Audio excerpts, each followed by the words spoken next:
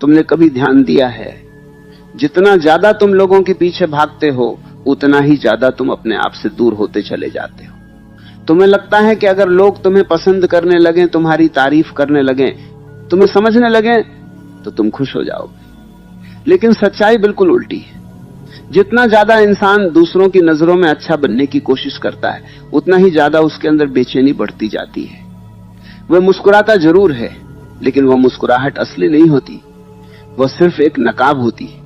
तुमने शायद यह भी महसूस किया होगा कि कुछ लोग जिंदगी में बहुत शांत दिखाई देते हैं। वे किसी को इंप्रेस करने की कोशिश नहीं करते, किसी से बहस नहीं करते, हर किसी के पीछे भागते नहीं, फिर भी लोग उन्हें इज्जत देते हैं, लोग उनके पास बैठना पसंद करते हैं, लोग उनकी बात ध्यान से सुनते हैं। ऐसा क्यों होता है? क्योंकि वह इंसान दूसरों को खुश करने में नहीं, खुद को समझने में लगा होता है।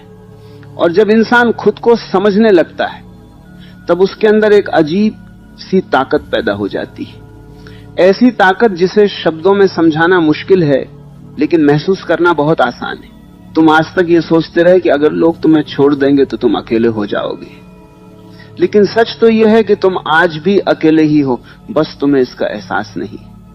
भीड़ में रहकर भी इंसान अकेला हो सकता है और अकेले रहकर भी वो बहुत गहरा और खुश हो सकता है। फर्क सिर्फ इतना है कि वो अपने अंदर जी रहा है या बाहर की दुनिया में भटक रहा है। जो इंसान बाहर जीता है वो हमेशा दूसरों पर निर्भर रहता है, और जो अपने अंदर जीना सीख लेता है उसे किसी की जरूरत नहीं रहती। सोचकर देखो, तुम कितनी बार सिर्फ इसलिए दुखी हुए क्योंकि किसी ने तुम्हें नजरअंदाज कर दिया।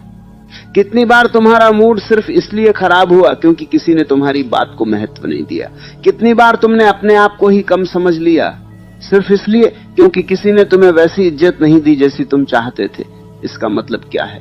इसका मतलब सिर्फ इतना है कि तुमने अपनी खुशी की चाबी दूसरों के हाथ में दे दी, और जब खुशी की चाबी दूसरों के हाथ में होती है तो दुख आना बिल्कुल तय होता है।